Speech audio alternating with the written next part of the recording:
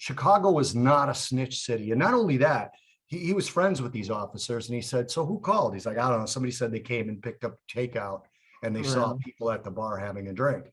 Chicago is not a snitch city. You know, I'm not like some ex-gangbanger or anything, but it's just one of those things. It's like, why would you call the police on a restaurant you just picked up food from? Bobby, the Northwest suburbs, which was gangster haven back in the 20s and 30s, the bar that I own that it was still adhering to its rebellious roots. But anyways, as long as we have Steph here, let's start. Let's let her bring her into conversation, considering people want to hear her a lot more than they do us.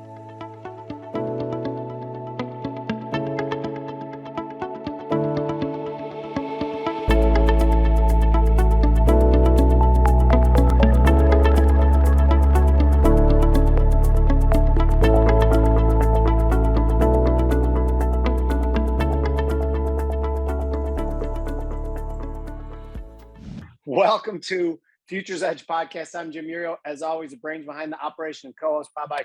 Today, and again, we've said this a couple different times, but for two guys trading pit RAS from Chicago, some of the biggest names in finance say yes to us. I don't know why, and I'm not going to ask why, but today we have Steph Pomboy, the macro mavens, the president of, I'm a huge fan. I have been for a long time. Thank you so much for joining us. Really appreciate it. Okay. Thank you very much. I'm really looking forward to this. Okay, good. Well, let's play lightning round first. If you could, what bar is your favorite bar in the world that you could walk into right now? What would it be? Oh my God. Well, I'm kind of a slug. Basically, anywhere that serves a good margarita is my favorite. Well, that was going to be my second. When you walk up to the bar, what do you order? But you got margarita. Okay, how do you like it? Salt on the rim? No, I don't like. I used to do the salt. Now I'm off the salt. But yeah, no, on the rocks. No fancy razzmatazz. I don't like anything orange. It's not a margarita if it's got orange shit in it. That's my rule of thumb. Amen. You know, I'm a purist. Okay, if you could vacation to any spot right now, you're heading to the airport, you got the next 2 weeks to go to a vacation spot, what's it going to be? Oh my gosh. Well, I had a. Oh, you think this was going to be easy stuff? No, you're on the spot. Let's go. I mean, God, I thought this was going to be economic stuff. Which is easy. Like, this is hard shit. I took an amazing vacation visiting relatives in Norway this summer. And I would say Norway in the summer is hard to beat. I mean, it's daylight pretty much all the time. You can hike, you can go tour the fjords, best fish, amazing people. So that would be sort of high on my list. By the way, you're killing the lightning round so far. Yeah. Norway is a fantastic answer, by the way. No one has said Norway before. Anyway, yeah, well, most people have never been there, so it's a secret still. Who knows? I like a good fjord. I think I've never actually seen a fjord. I don't even know what a fjord is. I just know they have them in Norway.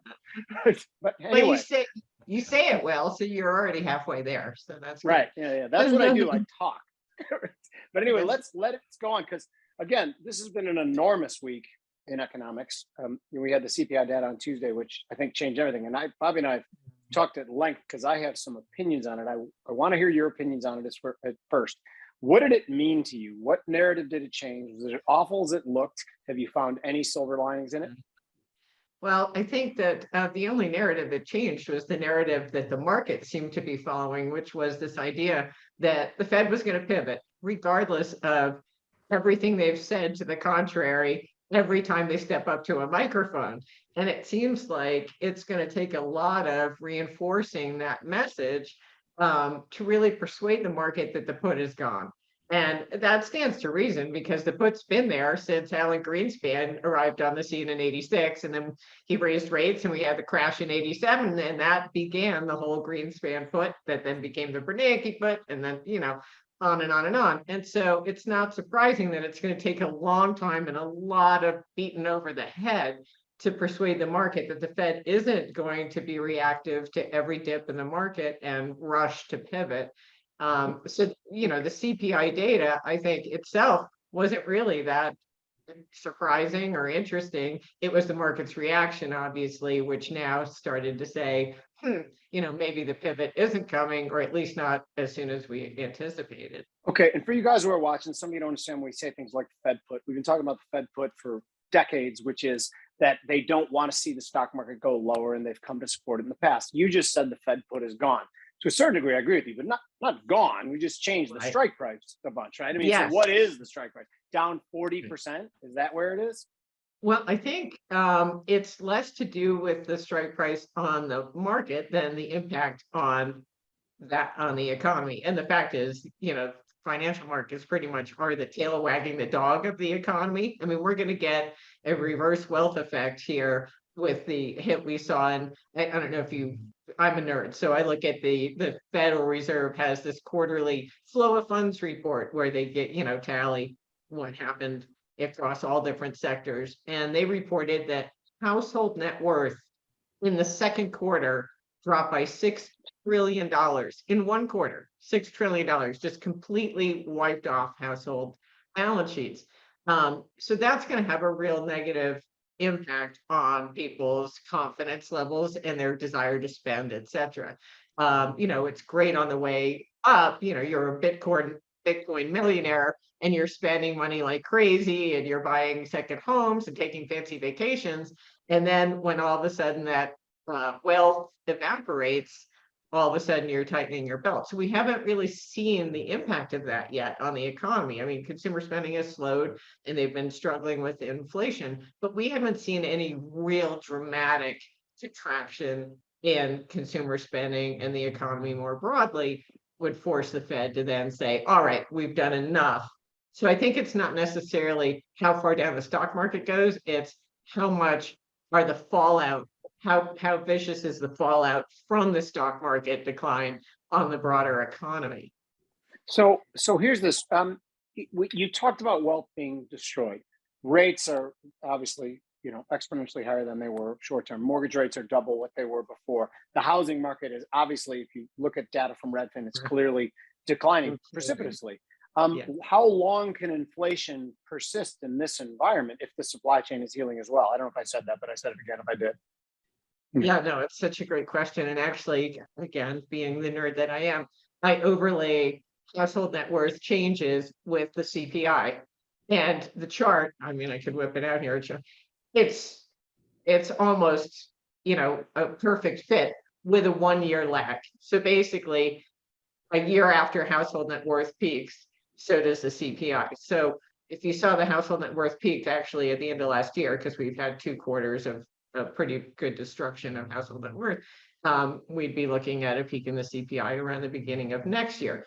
Problem for the Fed is what's peak? That's great. You're talking about lower inflation, but to what level? I mean, their chance of getting to their 2% target anytime in the next year is pretty slim, barring a complete repeat of like a 2008 style financial crisis and 50% haircut in the stock market, et cetera. So if we're just kind of on this glide path here and we're waiting for lower oil prices and somewhat softer consumer spending to slowly chip away at the CPI, it's going to be a long, slow grind to get that number down, to the anywhere near the Fed's target. So I think that's so the hurdle for the Bobby, I'm going to ask one more, and then I want to get you in for sure. market. So here's a theory. I don't even know if I have this theory, but is it worthwhile to even think about? I mentioned real estate, and real estate's obviously turned over and is heading lower, and it's heading lower despite what the Fed does or doesn't do over the next 6 months. The lag effect of real estate in the CPI is well known. It could be as much as 6 months. And if you take out shelter, those numbers would have looked different. Not as much different as I thought they would at first, but they would have looked different and more benign. Is there one element? The Fed funds curve is pricing in a Fed easing by about mid next year. Is there an element of the Fed fighting a foe that's already been defeated, or at least mostly defeated in real estate, and they're still going to be fighting it anyway? But this is the whole narrative. In my view, this is the whole story, is that they are navigating through the rearview mirror between the inflation data and the employment data. They are just looking at very lagging information. And as you pointed out, on that owner's equivalent rent, which is the shelter component that you're talking about, that's a third of the CPI. I went back and looked what happened to that measure when the housing bubble burst back in 2006, basically. So what happened was, actually, the peak in home prices was in September of 2005. The shelter component of the CPI peaked in December of 2006. So for 15 months, the Fed was still looking at inflation data that suggested home prices were going up, and in reality, they've been going down. And by the time the shelter component peaked, existing home prices were down 2% year on year nationwide. So we were well into a housing recession. So this is the problem. And you hit the nail on the head, Jim. I mean, the Fed basically has boxed itself into conducting policy based on data that is from last year. I mean, it has no bearing on the current reality. The housing, you euphemistically describe it as, collapsing. I would say it's outright imploding because we've never seen declines, not even during the housing bubble bust, of this speed and magnitude in housing. And if volume precedes price, the price pain is coming to a town near you. And that, people as you wonder said, why we drink. Yeah, Bobby, what do you got? look, that's the thing. And the knock-on effects to the broader economy are obviously going to be enormous. And all that's still moving through the pipeline, which is why I don't understand why we're even debating whether there's a recession. I mean, I think we're in one now. If we're not in one now, we're sure as hell going to be in one in the next few months. I mean, that is fully baked in the cake. I think the debate is just, are we going to be in a repeat of 2008? Or are we going to end up with something not that severe? Anyway, I've now bloviated here. No, that's what we do here. All right, Bobby, you're up. Bobby, your turn to bloviate. By the way, Bobby's questions are even longer than mine, so buckle up. Yeah, they're long, and this one's a three-parter, so you might not be off here for about an hour and a half. So you mentioned that housing prices are falling. So I'm mainly negative in terms of the view on the economy. And I'm actually short-term positive on equities, but I'll go into that in a minute. I've been saying for a long time that the June lows were not the lows. And I've stuck to that, not because of any sort of insight, but because I don't see a turn on the charts. I don't see convincing. When I look for a turn, none of it has been convincing, even on this 50% rally off the lows. It was such a dramatic move down, and it happened so relatively quickly. I mean, it wasn't a crash, but it was more than a grind. It happened relatively quickly, and price action just didn't show me a bottom yet. It showed me a low. From that perspective, though, when you talk about housing prices collapsing more so than the great crash in 2008, 2009, do you take any sort of, any sort of solace in that they rose so much quicker in the first place? When you talk about the economic pain, is that pain actually there, or are these cash buyers that are as rich as Jim going to do fine anyway, even though their house is kind of falling a little bit? Yeah, well, a lot of it.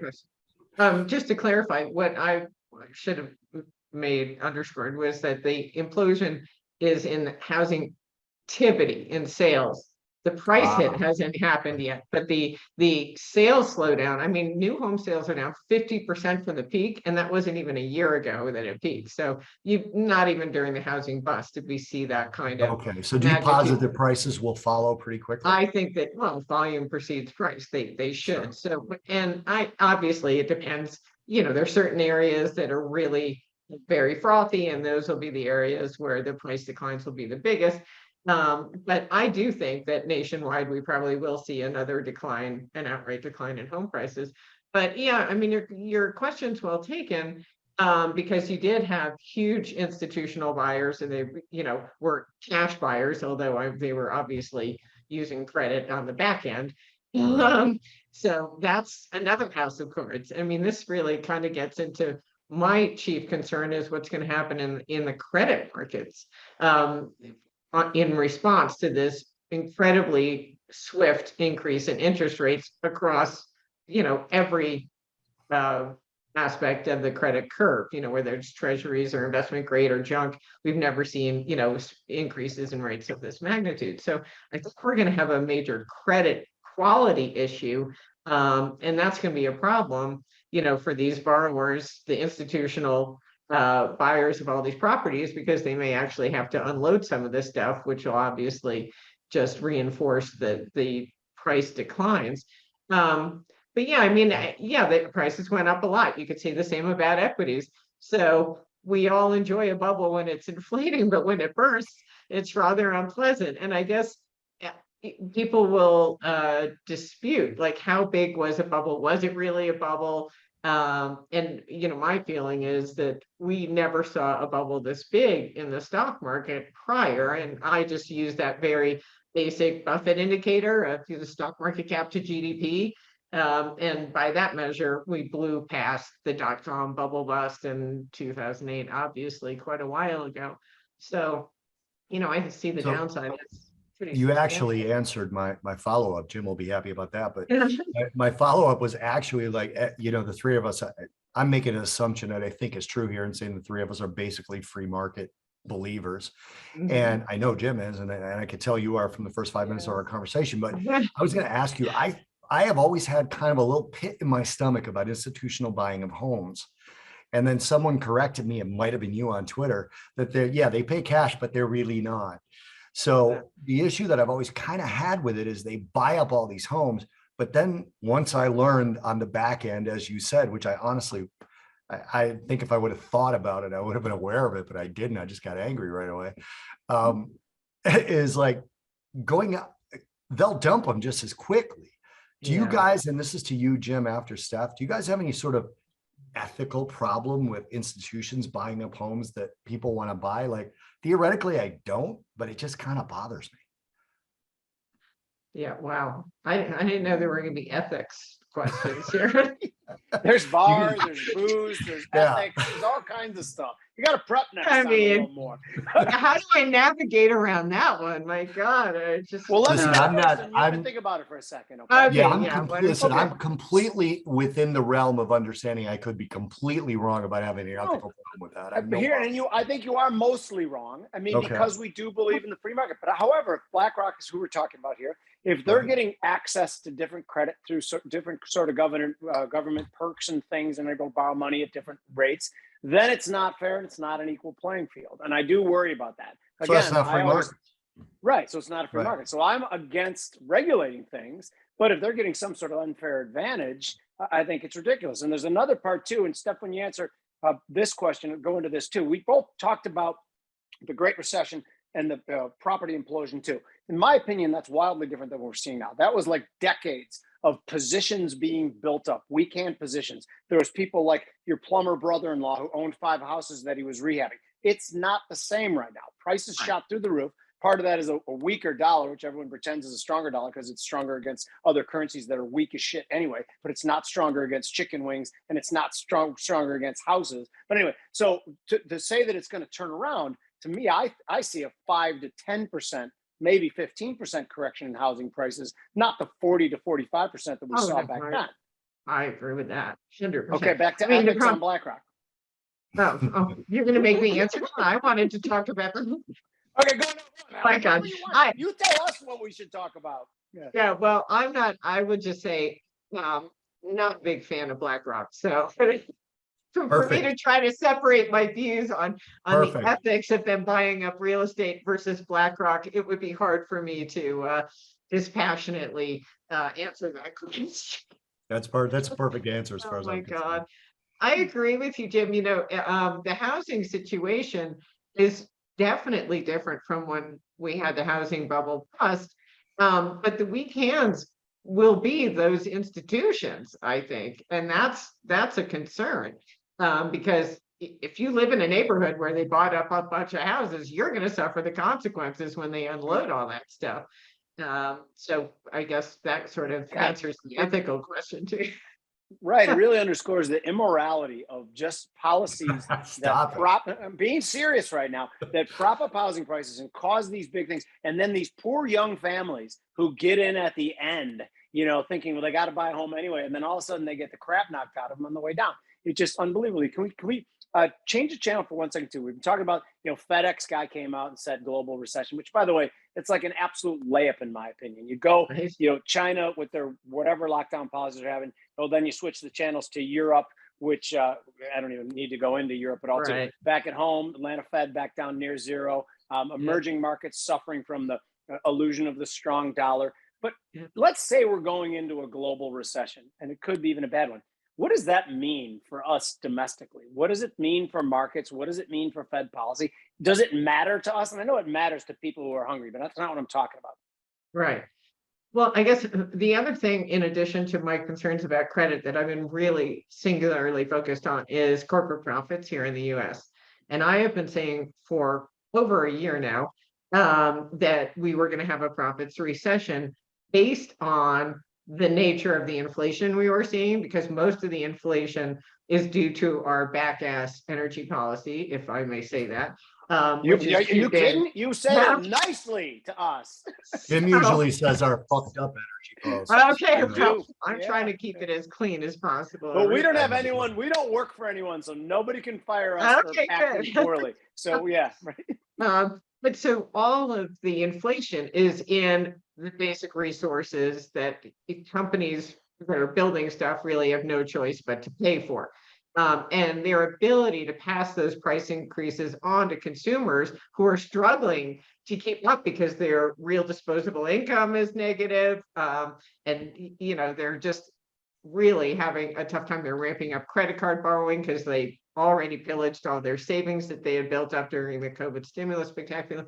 So what I look at for corporate profits as a proxy for it is just the difference between the CPI and the PPI. It's a really simplistic proxy, but basically it's input costs versus the ability to pass them on. And that has been negative for more than a year now, with the CPI going substantially slower than input costs. So to me, this is like, all right, we're going to have a corporate profits recession.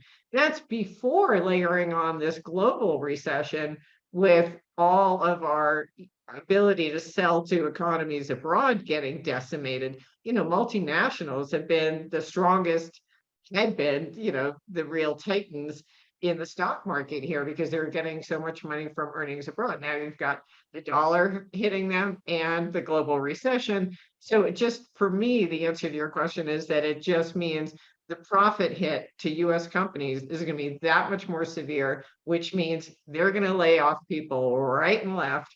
And this issue of having a shortage of workers is going to be solved very, very quickly. And the Fed is going to be even more offsides. So Bobby, I'm going to throw it back to you because she opened the door for energy, and I know you probably want to get on that a little bit too. But based on what we just said, are you agreeing with the Fed funds curve and me to a lesser extent that sometime middle of next year the Fed is going to be talking about easing, not necessarily going to neutral? Is that correct? Well, I think that we're going to get a crisis, whether that's a crash in the stock market or a corporate credit crisis of some sort. In the foreseeable future. I don't, is it 6 months? Is it 9 months? Is it 1 week? I don't know. So, I mean, I'd hate to try to specify the timing on when the pivot's going to come. I do, as you said earlier, I mean, I believe we're going to have a pivot, but I just don't think Wall Street seems to imagine the pivot's coming any moment now. And I think it's going to take blood in the streets and then we'll get the pivot. So it's not going to satisfy the markets because they'll be absolutely decimated, and then we'll get the pivot, at which point, just as was the case in 2008, when he pivoted, it took a while to persuade the market that it was going to be enough. We had Paulson with his tarp and the bazooka and whatever, and it took a lot of persuading and a lot of pushing to actually persuade the markets that, okay, we are going to seriously turn this around. One of the things that bothers me the most about the energy policy is what I worry most about with crude oil right now. And I'm short crude oil right now. My target has been 64.50 since about $93. Now, I'm not short from $93. I'm not that smart. But from that perspective, we now have basically given OPEC and OPEC Plus back the keys to the shop. They can, and they're already talking about it. You had Mohammed, I'm sorry, I'm still remembering the old Saudi oil minister, Abdulaziz bin Salman, who actually said, we might just have a surprise meeting and cut production. And I actually fully expect it now, even though I'm short crude oil. They got me expecting it. The demand is collapsing. They have every theoretical excuse to do it. From a perspective of that energy policy, do you think that there's any way that crude oil, say, gets to 60 before it gets back to 100 or 110? Oh, yeah. I mean, I think it could absolutely happen. If the administration gets really desperate, maybe they'll release even more from the SPR. And maybe we'll see further weakness abroad. I mean, it's just, I guess it's not outside the realm of possibility. I think over the longer haul, I'm a bull on energy just because I think it's, the supply demand there. We're not helping the supply situation whatsoever. And I think the demand destruction, yeah, I mean, we're going to have a slowdown in growth, but at the same time, you've got economies like China that are stockpiling as much energy as they can. So most people who are clever are using this opportunity to build their strategic reserves, not the other way around. The oil situation is tricky because so much of it revolves around the political environment. And, tell me what's going to happen in November, and I'll tell you where oil prices are going to go. But right now, I feel like I'm really flying blind. It's funny you say that. We had John Kilduff on last week, and he's a big fan of the SPR releases. He thinks that, the oil companies can make money on it with the exchange at lower prices, et cetera. And I kind of took issue with that because to me, it was created more for national security than for price stability. And it's having it at the lowest level since I think it's 1984 now scares me with what's going on globally. I mean, we could literally, Goldman Sachs, when crude oil shot up to $130, they were predicting $200. Now they were clearly off on that, but I could see why at the time they'd be predicting that. Are you a fan of the SPR releases? I suspect from the smirk you're not. No, not at all. I mean, like you said, it's for an economic emergency. It's not Right. for a political emergency, which is what this was. I mean, let's be candid about it. Yeah, So, but the reality of it is to one thing that I would like to say to John Kilduff, you can make one argument that when crude shot up to 130, if you wanted to take the sharp edge off, and if they announced a selling of the SPR, then I still think it's stupid and wrong, and they should never do that. But that's a 100% different thing than selling it at $85. 5 weeks before an election. It's completely nefarious, is it not? I think so. But, Yeah. as long as the price at the pump comes down, I guess they declare victory, and the average American feels like, yeah, look, things are better. So, Yeah. and understand what it means when we're releasing barrels from the SPR. I don't think most people are giving that a whole lot of thought. I'm here, as I mentioned, in Colorado, and residents of Colorado got a $750 check from the state as like an inflation rebate, so they could pay their gas bill. Yeah. I mean, This is just so crazy. This is to me. insane. Yeah, it's Right? insane. And it's a law in Illinois, and I don't think anyone's done it, that they repealed the gas tax between now and I think it's sometime early in November when they're putting the gas tax back on, but I can't remember the exact date. But it was a law that you were supposed to put a sticker on every at every gas station, at every pump, saying that Governor Pritzker has lowered reduced the gas tax. Like what kind of freaking dystopian nightmare are we living in? This is just amazing to me. And people weren't paying attention. They don't even know what's going on. Is everybody that dumb? Well, that's the thing. I have a friend who lives out here, and I found out about it because she was like, "Oh my God, I just got a check for $750 from this." Yeah, we never get checks. Right? Exactly. And I'm like, "Oh, and how do you feel about that?" And she said, "Well, it's great because, now it covers my expenses." I said, "You do realize that's just creating more of the inflation that you're struggling to keep with, right?" She's like, "Oh, right." So I said on the Joe Piscopo show yesterday, I said, I want you to comment on it too. We were talking about inflation. I said, the federal government, as long as they don't do 4 different things, they can't make inflation worse. One is to monkey with outputs like energy and drive them up, and then actually, which they did, and now they're involved in a cover up of that. 2 is to inorganically try to drive wages higher. Oh yeah, they're trying to do that as well. 3 is just to give people money. Oh shit, they're doing that as well.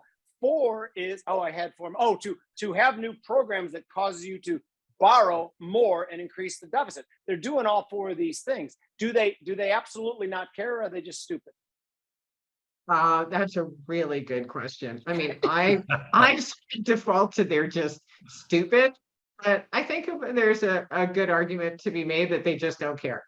So I could go either way on that. Maybe it's a combination of the two. They're definitely stupid and they probably don't care. So, Yeah, it just but blows me away.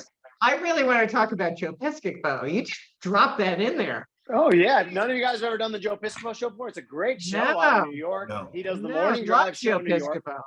Yeah, me too. Which is so funny to me that like my life is so weird. Like Joe Piscopo's kind of over the last year become like a buddy of mine. Talk to Joe once a week, Wow. and I'm Oh like, my you know, he's one of the God. biggest stars in the world back in the day. Back in the day. You're obviously too young for that, but Joe is actually has a really really good show. He's very inquisitive. He doesn't act like a know-it-all at all. He reminds me of like, you know, Joe Rogan. The thing that is good about the Joe Rogan show is he's genuinely a curious person. I think Joe Piscopo, the same way. You guys should give that show a listen.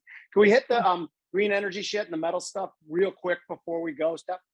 Yeah, I don't know what I have to say about green energy other than Did somebody bleeping it out because I hear what you said. Is it even? My daughter is a climate scientist. She's studying at Stanford right now, getting her master's. But she's full in. She doesn't watch this podcast, so I can say whatever the hell I want. My voice irritates her. I'm pretty convinced of that. But she's convinced that we need to just go balls out to make this green energy thing happen too.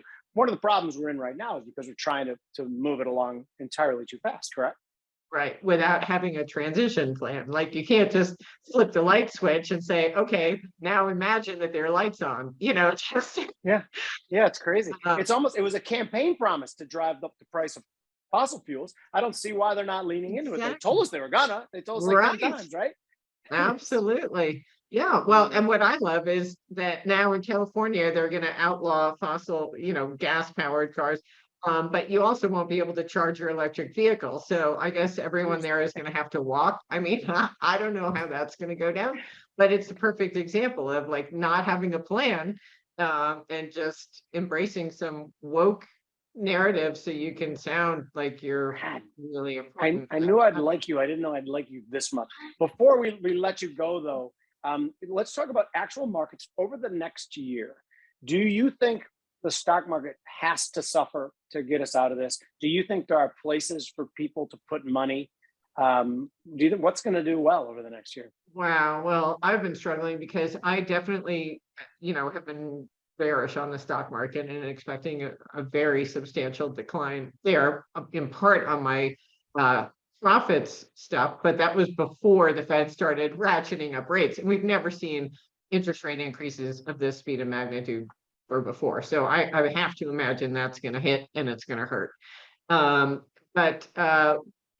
I've been hiding out in long dated treasuries because I felt like we're going to have a recession. So you want to buy the long end, regardless of what the Fed's doing at the front end, and gold. And obviously I've been completely eviscerated this week on basically both fronts. So it's challenging to find places to hide. This dollar situation is another kind of moving part that's made it even more challenging because normally I'd be looking at, maybe you want to have exposure to emerging markets that aren't, toting enormous amounts of debt. They actually have reserves, forex reserves. They're not creditors, not net debtors, blah, blah, blah, better demographics, yada, yada, but they're getting decimated because of this dollar story. So, I struggle. I have a lot in cash because right now I feel like, yeah, I know I'm losing money every day on it, but I could be losing more if I tried to buy stocks or, any investment grade bonds. I wouldn't touch munis with a 10-foot pole. I know that's an area people like. So basically, I'm just waiting for the dust to settle and hoping I can get some really clear indications of great things to buy at bargain basement prices. I'm a dream. It's 1:15 in Colorado right now, where you are up in the mountains. On a Friday, are you going to work still after this? Can you go on a hike? Is it too late? Is the weather starting to roll in? What's it like today there? Well, it's kind of overcast, but I hiked this morning because I wanted to get out before all the schmucks got out there.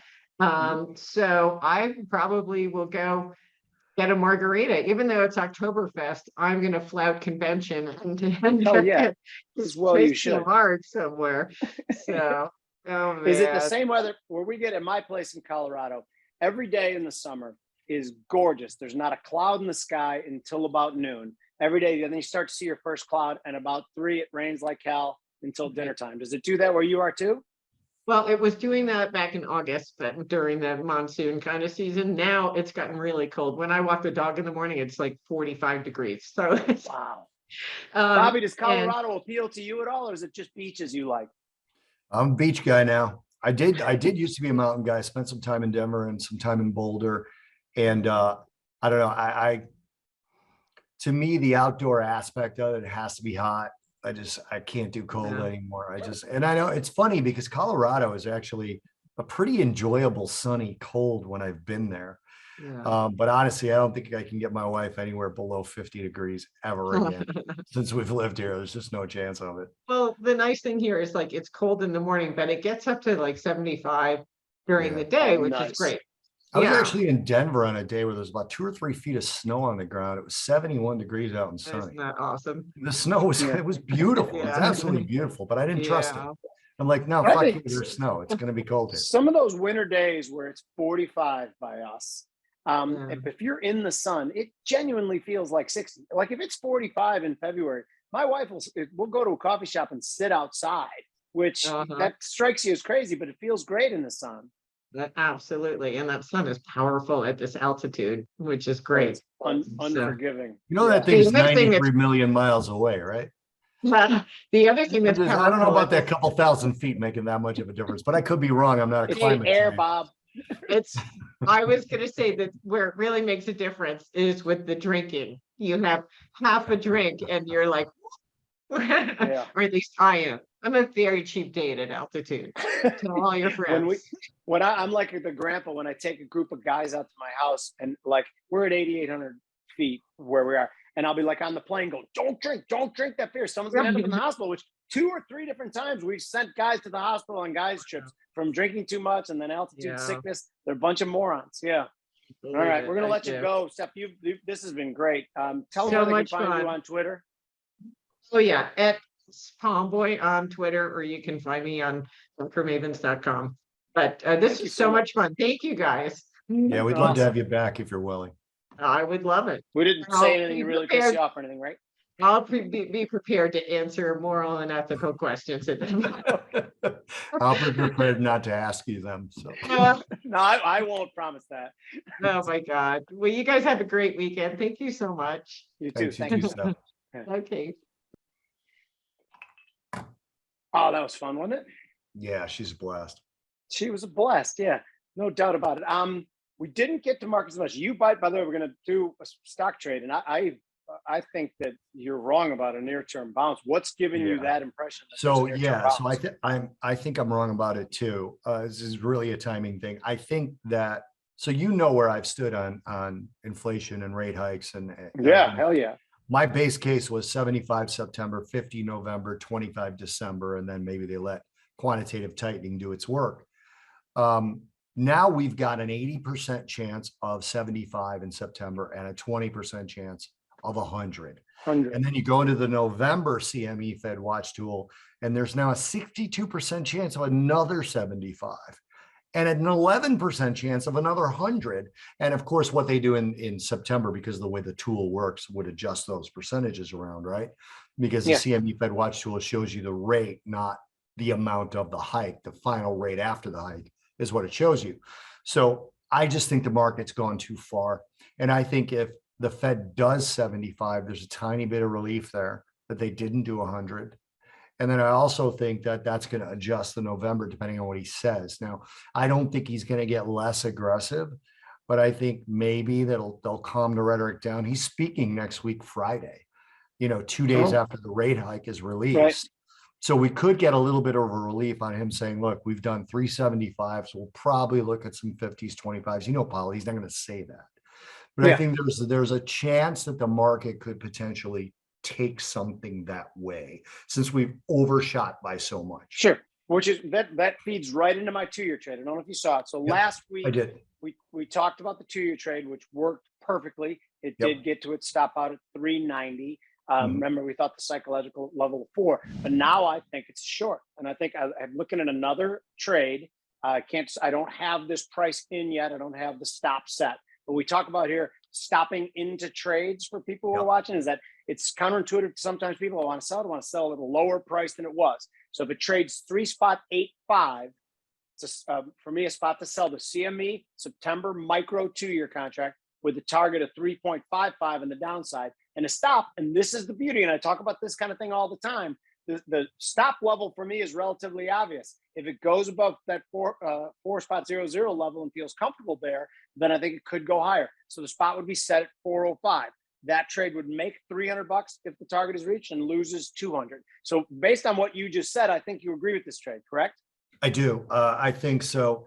You know, when we have Mike Arnold on, he talks about his rotation zone. And one of the things that I hope we remember to ask him as I'm looking at the chart to my left here, the rotation zone, we're in a condition that Mike calls 8 pushing the price. And the market has started to pull away from that 8 EMA.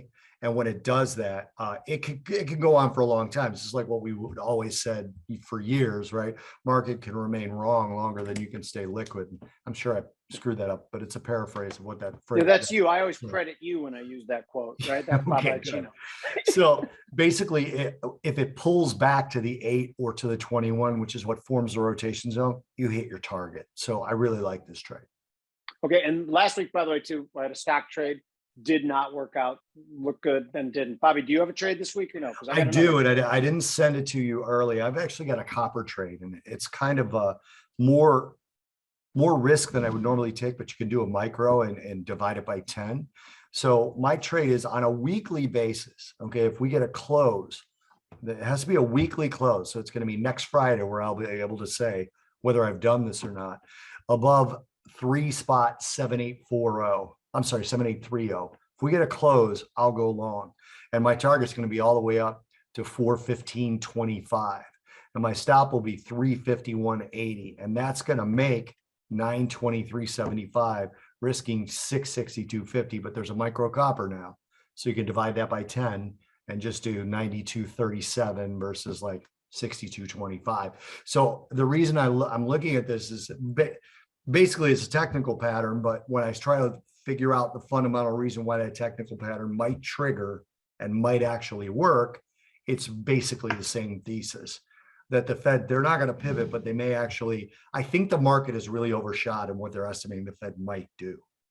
So when I know, again, for people who watch this show all the time, they know this. I'm sorry to be repetitive, but Bobby and I mostly look at price and follow price, Yeah. but we like a good fundamental thesis to bolster and buttress our trade. Buttress is a real word. That's a construction word, isn't it? Whatever. Let's pretend. Yeah. But anyway, so is any part of your thesis involve China at some point in time abandoning the nonsense? Well, I don't know. I didn't look at it as COVID. I looked at the China data from yesterday, and all of it was strong. Fixed asset investment year to date up 5.8%. It was expected at 5.5. Last was 5.7. Their industrial production year over year up 4.2%. It was expected at up 3.8, and the last was 3.8. The retail sales year over year up 5.4%. Forecast was for 3.5. Again, not inflation adjusted, so we have to mention that. But whenever you see a high retail sales number and inflation has been present, you talk, okay, well, they're buying anyway, so that's a good thing. So there's been some short-term strength in the economy. And then you add to that my thesis of what could happen with the Fed and the trade. I think if the trade triggers, it'll work out because it'll be a big reversal. It's a big move to get to the entry. Yeah. So I might come on next Friday and say, I'm blowing this one out of the water. Right. I'm not. So I think you're going to hate my next trade based on some of the conversation we've had, which by the way, I'm okay with that. And this was to me a technical and a follow the trend trade. There was a couple 60-minute bars, 2 40-minute bars. They kind of stuck around just above 3850 level in the S&P. This is the D's S&Ps now we're looking at the roll. Mm-hmm. So another stop in trade. If it trades 3850, spot to sell the micro with a target of 3780 on the downside. That's 70 ticks to the downside. And then again, a stop above that 4,000 level, 4,005, let's call it. That trade per micro would make $350 if you're in the chips, loses 275 if you're stopped out. This is just trend following technical trade. From a fundamental standpoint, you think the S&Ps are ready to bounce, which by the way, they bounced into the close, didn't they?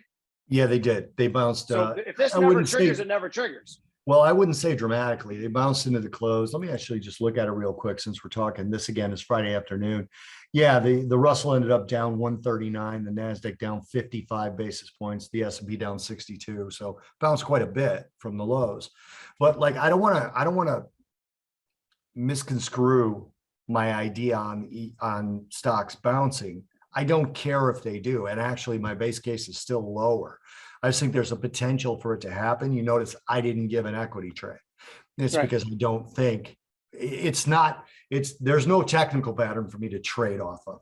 So if somebody were to say, what do you want to do with equities? I say, well, I got to sell into a bounce because that's what it's going to be. But I'm just saying that like on a pure fundamental perspective, I could imagine a case where it bounces, but I don't have a trade either way. So I have no problem with this trade at all because you're just following the trend. But a little add-on to this trade too, and this is about the technicals too, and how fundamentals follow technicals. When I contrived this, we were 10 ticks above the stop-in level. We were trading about 38.60, 38.50 was where I thought the breakdown happened. We've since rallied 34 ticks, so we're now 44 ticks above where my stop-in level is. If we don't get there and I don't trigger a stop-in, that's great. That's fine. That means my level was wonderful in my mind. You know, not losing money is wonderful, right? So I really like your view on that. People don't realize this, but there's only 3 possible outcomes to a trade, right? A win, a loss, and a break even. Not entering a trade is a break even. 2 of those outcomes are good, a win and a break even. Those are good outcomes. And we know that from the pit, right? When you could scratch a trade, a lot of the time it's the best thing that happened to you that day. No doubt about it. What kind of bourbon were you drinking? This is always Angel's Envy. So why you only go with one? Well, no, I have several here, but like I've got a bottle of Blanton's here. I've got a bottle of Peerless. Some of that stuff I just save for guests, especially like the Blantons. Right. I drink beer that doesn't have a name until they sponsor us or somebody does. I'll drink whatever you guys want on here. Vito's vodka, by the way, not Tito's. Go, yeah. By the way, I got to tell you, you mentioned that you're like, I believe that people don't really like bourbon. And I thought about that all week. And I think you're actually absolutely right about that because bourbon was basically a way to not waste corn in basically the hills of central eastern United States. Like, yeah, our corn's going to go bad. Let's make some corn squeezins out of it. You know, and it became bourbon. And for all those years, like you and I are about the same age. And for all those years that we were in high school, bourbon was just like, hey, we can't afford anything else. So I'm going to get some bourbon and mix it with Coke. 10 High. Remember 10 High bourbon? Yeah, I do. And now all of a sudden it's this thing, right? And it's just this, it's the same like anything else. It's going to go away. But I will give my brother credit because my brother always drank bourbon. From high school, he drank Jack Daniels and he drank Jim Beam. And my brother was just this Italian kid from Chicago who thought he was like a hillbilly. He just loved the country and the South and all that. He'd be listening to Leonard Skinner, drinking out of a Jack Daniels bottle with a blue light on and aviator sunglasses. I mean, that was just his thing. So he's been drinking it forever. Weird thing about my brother, by the way, my brother buys stuff because he likes it. 100% of the time it becomes a collector's item or a big deal 10, 15 years later. 100% of the time. Really? He's got all kinds of stuff. He's got his old Corvette that he bought for nothing and it's worth like 80 grand now. And he buys these, he's a firearms collector and he just, oh, this is a cool gun. And then he buys it. And then 10 years later, it's worth X amount of money. He's always done that. Drives me nuts. And he's been drinking bourbon since high school. He's just one of those kind of guys. He stumbles on these things. But it's funny though, that when you think about like who's drinking bourbon and Jack back when we were young adults and kids, compared to like who, when we were young adults, was drinking scotch. It's basically the same shit, different country, but the scotch guys were totally different personality. Oh, I mean, they were James Bond type guys. They were James Bond guys, which by the way, none of them ever admit to drinking scotch though, because now they drink high-end bourbon. And if you ask them, they've always been drinking high-end bourbon and they can't remember those 10 years that everyone was drinking scotch. So that's what's funny. The bourbon guys were Burt Reynolds and his buddy when he was driving that Screaming Eagle Trans Am that I still Exactly. All right. I'm going to go take a nap and then hit the bar. All right, brother. See you, brother. Cheers, man.